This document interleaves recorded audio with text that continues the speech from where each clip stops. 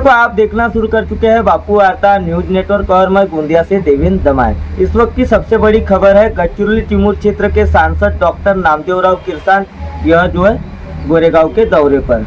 आज गोरेगांव तहसील में हलबा हलबी आदिवासी समाज की ओर से एक कार्यक्रम का आयोजन किया गया, जिस कार्यक्रम के जरिए समाज में एकता निर्माण होनी चाहिए और एकता के साथ संगठन भी समाज का मजबूत होना चाहिए, ऐसा एक कार्यक्रम का संदेश दिया है। यहाँ के जो गढ़चिरौली चिमूर क्षेत्र के सांसद है डॉक्टर नामदेवराव किरसान, यहाँ जो दौरे पर आए थे उनसे हमने कई सारे अनगिनत सवाल भी किए, लेकिन इस कार्यक्रम के जरिए आज जो है 10वीं 12वीं में जो छात्र छात्राएं जो पास होकर जो उत्तीर्ण हुई है उनका आज स्वागत सत्कार का भी आयोजन किया गया है। साथ ही साथ जो गढ़चिरौली चिमूर क्षेत्र के सांसद है उनसे हमने कई सारे सवाल किए किसानों को लेकर, और ये देश के जो पंतप्रधान नरेंद्र मोदी है यह पत्रकार परिषद क्यों नहीं लेते, ऐसे कई सारे अनगिनत सवाल किए। आइए दर्शकों को जानने का प्रयास करते हैं कि उन्होंने क्या कहा। या ठिकाणी आपण आदिवासी महासंघाच्या वतीनं कर्मचारी संघटनेच्या वतीनं हा सत्कार समारंभाचा कार्यक्रम ठेवलेला आहे। या ठिकाणी ज्या विद्यार्थ्यांनी 10वी 12वी परीक्षेमध्ये प्रावीण्य प्राप्त केलेलं आहे, ज्या समाजातील घटकांनी चांगली नोकरी मिळवलेली आहे, अशा लोकांचा सत्कार समारंभ या ठिकाणी ठेवलेला आहे, जेणेकरून त्यांना बघून इतर विद्यार्थीसुद्धा त्या मार्गाला जाऊन आपलं उन्नती करतील, चांगला अभ्यास करतील।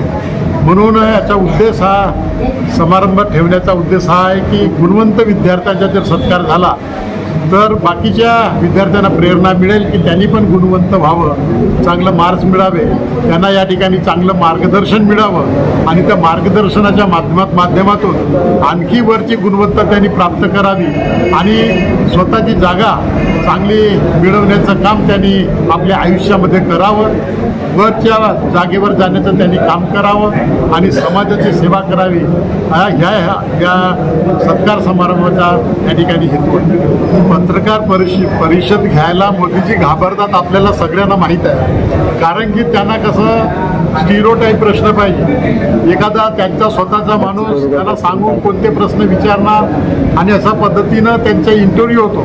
परंतु पत्रकार परिषद घेत नाही, कारण की पत्रकार परिषदमध्ये पत्रकार स्वतंत्रपणे प्रश्न विचारतात आणि त्या प्रश्नाचे उत्तर मोदीजी कदापि देऊ शकत नाही, म्हणून ते पत्रकार परिषद घ्यायला घाबरतात।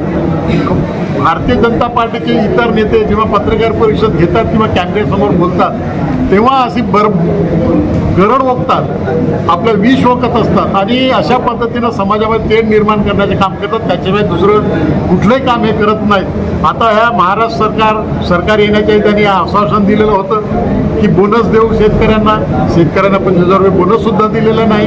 त्याच्यानंतर मी संसदेमध्ये प्रश्न उपस्थित केला होता की आता जो हमीभाव मिळतो हा हमीभाव अत्यंत तोडगा आहे, त्याच्यामध्ये वाढ करण्यात यावी। किती रुपये वाढ केली? 75 रुपये का 78 रुपये वाढ केली फक्त धानाच्या 89 एवढी छोटीशी तुटपुंजी वाढ त्यांनी केलेली आहे, फारच कमी आहे। आणि याच्यावर मी प्रश्न उपस्थित केलेला होता तेव्हा त्यांनी सरळ उत्तर देऊ शकले नाही, कारण की ते वाढ जास्त करू शकत नाही। शेतकऱ्यांच्या उत्पादन खर्चामध्ये वाढ झाली त्याच्याबद्दल काही बोलायला तयार नाही आणि कर्जमाफीच्या अनुषंगाने हे बोललेले होते निवडणुकीच्या आधी। निवडणूक जिंकल्यानंतर कर्जमाफी सुद्धा विसरले, शेतकऱ्यांच्या हालअपेष्टा विसरल्या आणि सगळंच काही त्या सिंचनाच्या सोयी आम्ही करतो, त्यांच्याकडे फंडच नाही। आता जे ठेकेदारांचे बिलं थांबलेले आहेत त्याचे पैसे द्यायला यांच्याकडे फंड नाही, तर मग जे आता विकास कामे आहेत ते विकास कामे सगळी रखडलेली आहेत। जलजीवन मिशनची अशी तशी करून टाकलेली आहे। जलजीवन मिशन ही केंद्राची योजना असताना सुद्धा ती व्यवस्थितपणे राबवल्या जात नाही आणि त्याच्यामध्ये सुद्धा मोठ्या प्रमाणावर भ्रष्टाचार आहे। हे मी सीओला मागच्या मीटिंगमध्ये त्यांना सांगितलेलं आहे की तुमच्या जलजीवन मिशनमध्ये भ्रष्टाचार आहे, ही योजना व्यवस्थितपणे तुम्ही राबवत नाही आणि या योजनेचा खेळखंडोबा तुम्ही केलेला आहे। त्यांचं कसं आहे की निवडणुका जवळ आल्या की काहीतरी द्यायचं त्यांच्या खात्यामध्ये टाकायचं, असं या सरकारचं धोरण आहे। सहजासहजी बोनस देणार नाही। आता जिल्हा परिषद पंचायत समितीच्या किंवा नगर परिषदेच्या किंवा महानगरपालिकेच्या निवडणुका आता देशामध्ये बऱ्याच ठिकाणी होणार आहेत, त्या निवडणुकाचा फायदा मिळावा, ते पुन्हा सत्तेत यावे म्हणून त्याच्या तोंडावर काहीतरी जाहीर करतील। परंतु यांनी जाहीर आधीच केलेलं होतं, अजून तर दिलं नाही। फसल झाली, लोकांनी धान विकलं, सगळं काय झालं, आता दुसरी रबीची फसल आली। तरी पण खरीपाचा अजून त्यांनी बोनस दिलेला नाही।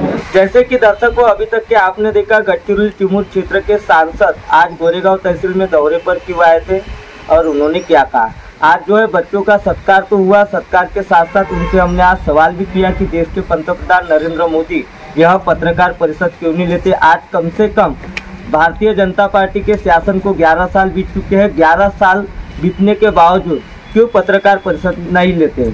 एक तरफ सांसद का कहना आ रहा है कि पत्रकार परिषद में बड़े पैमाने पर राज खुल सकते हैं, कहीं ना कहीं आए दिन देखा जाए तो जल जीवन मिशन योजना हो या ऐसे कई सारी विभिन्न योजना हो, उनके भ्रष्टाचार को लेकर खुलासे हो सकते हैं, ऐसा उनका कहना आ रहा है। तो दर्शकों, बहुत ही जल्द अगले पार्ट में मिलेंगे। मैं गोंदिया से देवेंद्र दमाई।